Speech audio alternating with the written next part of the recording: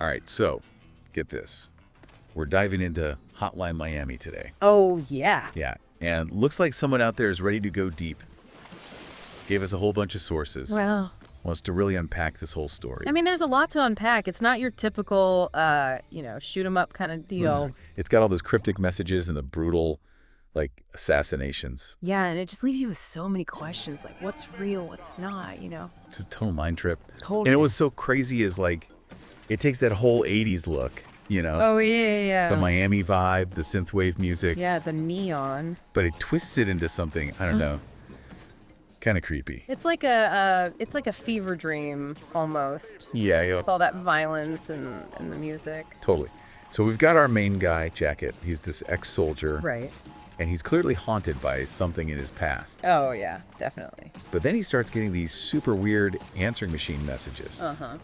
Telling him to do what? like take out the Russian mafia. Oh, wow.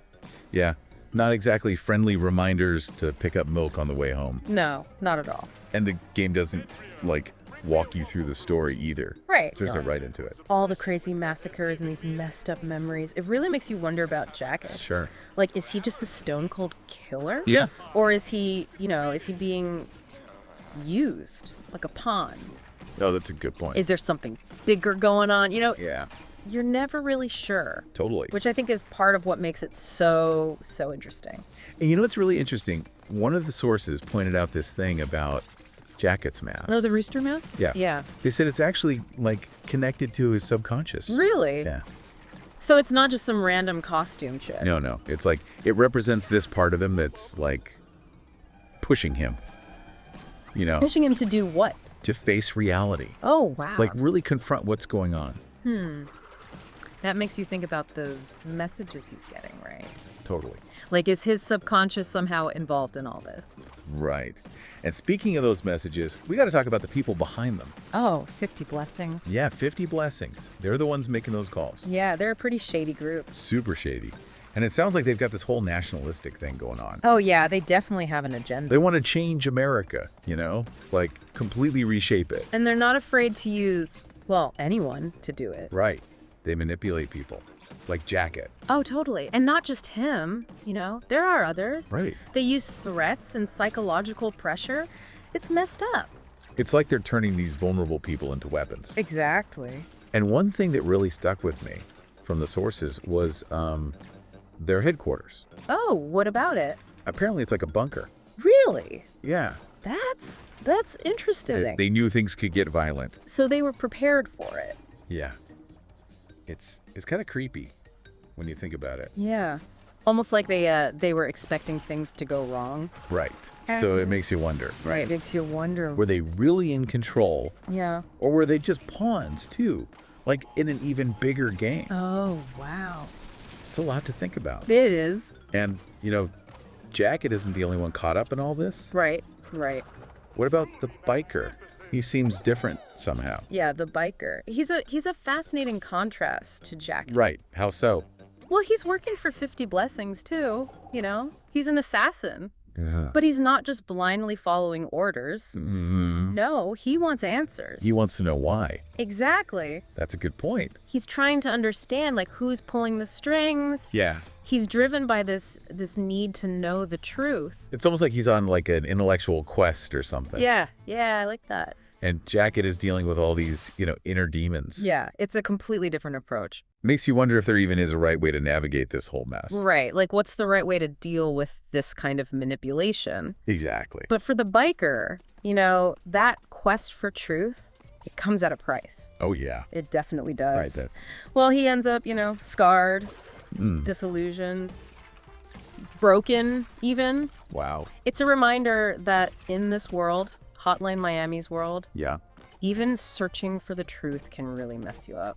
It's like there are no easy answers. Yeah, not at all. And then you've got those fans. Oh, the fans. Yeah, they're kind of obsessed with Jacket. Yeah, they're like wannabe vigilantes almost. Yeah, they're trying to be like him. They see him as some kind of hero, Oh, wow. and they're drawn to the violence. But it doesn't end well for them. Ugh. What happens? Well, they end up dead, basically. their idolization of violence, it leads to their own destruction. Like a warning almost? It is. about how easily we can get caught up in that kind of thing. Exactly. It makes you think about, like, our own fascination with violence in media, you know? Yeah. Like, are we any different from the fans? That's a great question. It's pretty unsettling. It is. And then there's this whole other side of the story with Detective Manny Pardo. Oh, yeah, Pardo.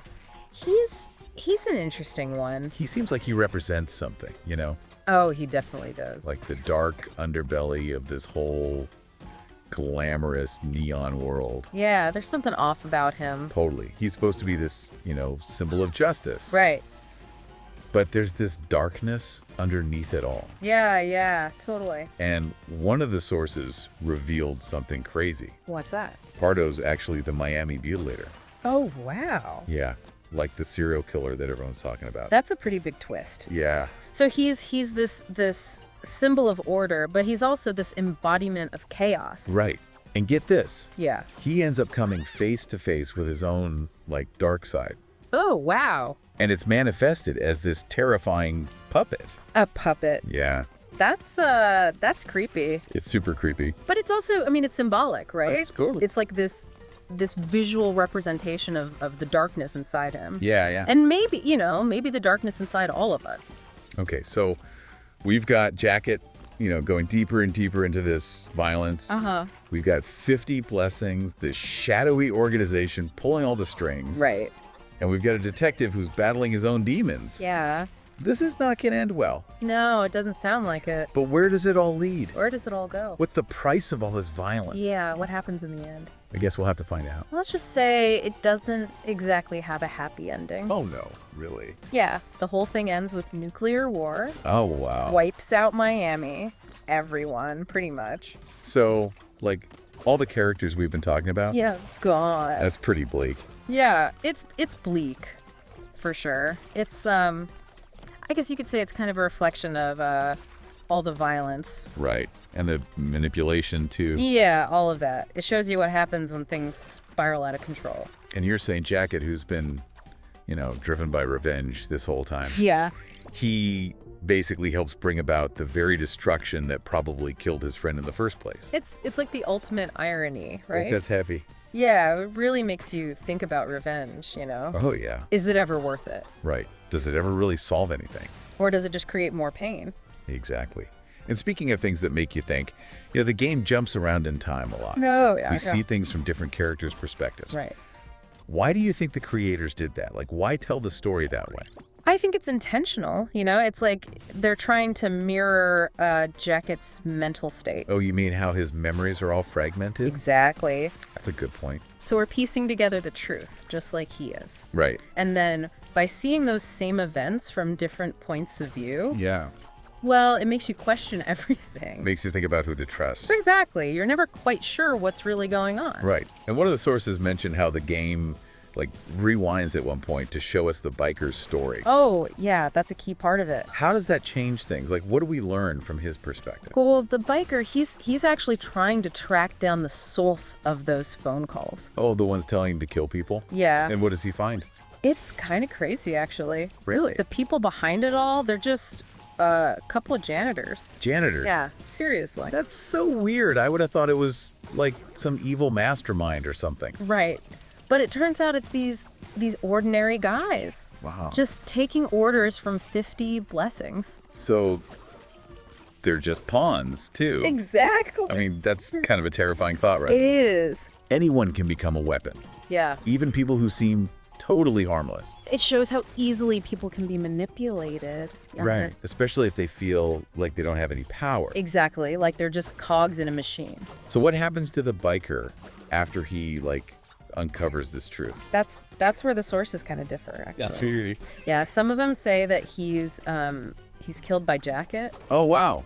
but others suggest that he manages to escape Miami. So he gets away. Yeah, but he's broken by what he's learned.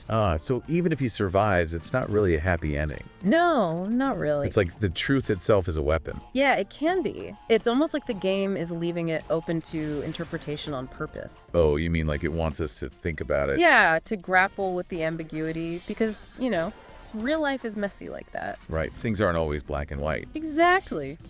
And speaking of messy, we also get glimpses of this whole story through the eyes of Evan Wright.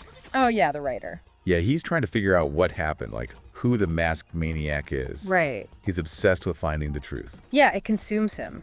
He risks everything for it. His family, his career. Everything. That's intense. It's like he's trying to make sense of this chaotic world. Yeah, find some kind of order in all the madness. Exactly. But the crazy thing is, he actually meets the biker at one point. Oh, wow. But he doesn't believe him. He doesn't believe the truth. Nope. It's like the truth is right there in front of him. Yeah. But he's too blinded by his own, obsession to see it. That's pretty tragic. It's like we're all wearing masks in a way, Oh, interesting. How so? Like the characters in the game. Yeah. And those masks, they keep us from seeing things clearly. We get caught up in our own stories. Yeah, we all have our own ways of seeing the world, our own biases. Exactly. It's a good reminder to question our own perceptions. Totally. Okay, so we've got all these characters all caught up in this violence and manipulation. Right. But what about the title of the game? Hotline Miami. Yeah. Are there actual hotlines? Well, not literally, no. Okay. But I think it works on a symbolic level. How so? Those phone calls, they're like a hotline to violence. Oh, I see. They connect the assassins to their targets. Right. They're what fuels the whole rampage. It's interesting how these everyday things like phones and answering machines become like symbols. Oh, yeah, definitely. They represent control, Yeah. manipulation. Yeah, technology plays a big role in the game. Oh, yeah. How so? Well, it's used to spread lies, you know, to scare people and to orchestrate this whole descent into chaos. That's scary. It is. It makes you think about how technology can be used, right? Oh, for sure. It could be used for good, but also for bad. Exactly. And it's so easy to manipulate. Yeah, especially by people in power. One thing that really stuck with me from the sources was the way the game links violence to entertainment. Oh, yeah, that's a big theme. We see it with the fans, obviously. Right. They're inspired by Jacket's violence. Yeah, but there's also that movie in the game. Oh, Midnight Animal. Yeah, Midnight Animal. It's based on the killing. Hi. And it's like the game is holding up a mirror to us, Yeah, it's like it's saying, look, this is what you do too. Exactly. You turn violence into entertainment. And we even get to see behind the scenes of the movie set. Oh, yeah, that part's crazy. They're like twisting the story to make it more, palatable for audiences. Oh, right, they're sanitizing it. Yeah, they're making it seem less real, less horrific. It's like they're trying to make us forget about the real victims. Right. And I think that's the point the game is trying to make. What do you mean? Like, it's so easy to detach ourselves from the consequences of violence when it's presented as entertainment.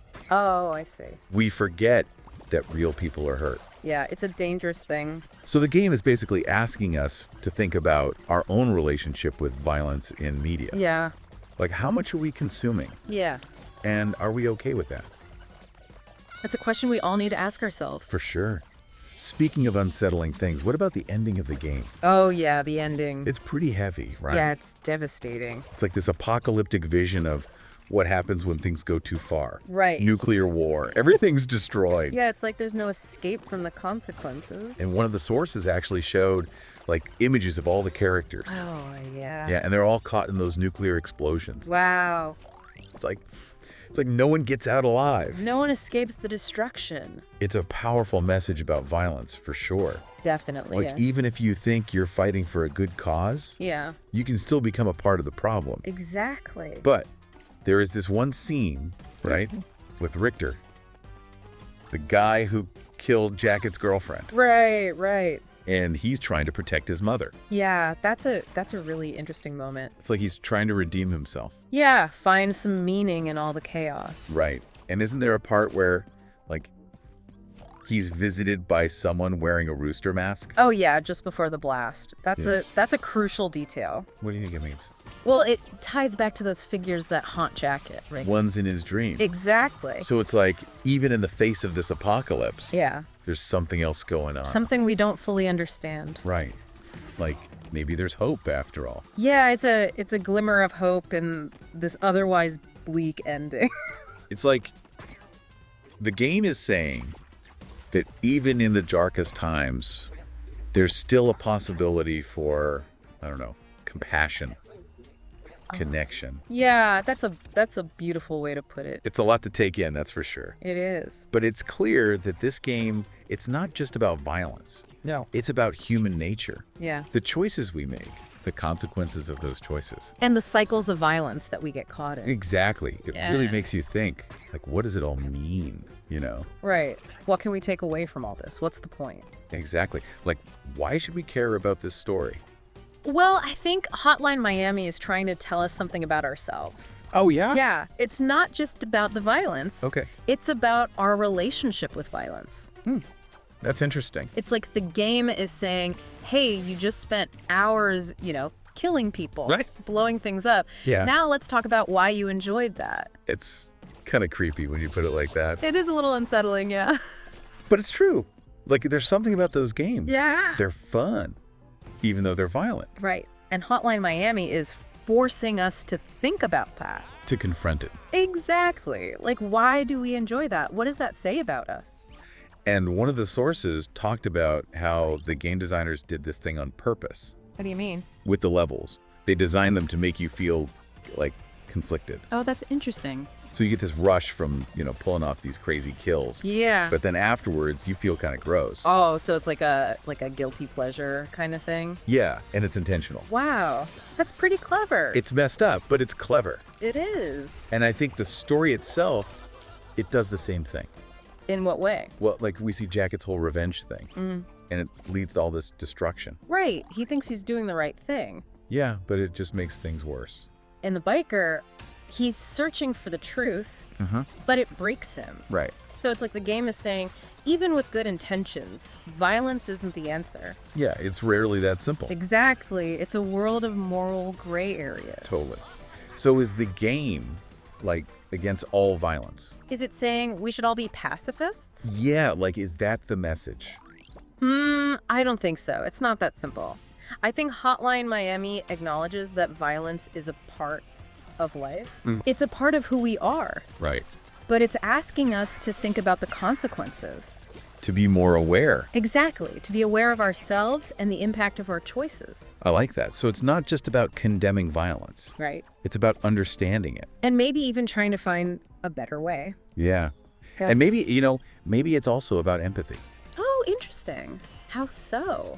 Well, like, we see all this stylized violence in the game, Right. but it's asking us to remember that real people are affected by violence. To see beyond the pixels, basically. Yeah, to see the human cost. That's a really powerful point. So we've talked about the killers, the conspiracies, the whole blurred reality thing. Yeah, we really went deep. But the real question is, what about us? What do you mean? Like, what masks are we wearing? What Yeah. stories are we telling ourselves? Oh, wow. And are we willing to face the truth, even if it's uncomfortable? Those are great questions to leave people with, Yeah, it's something to think about. especially in today's world. Oh, totally.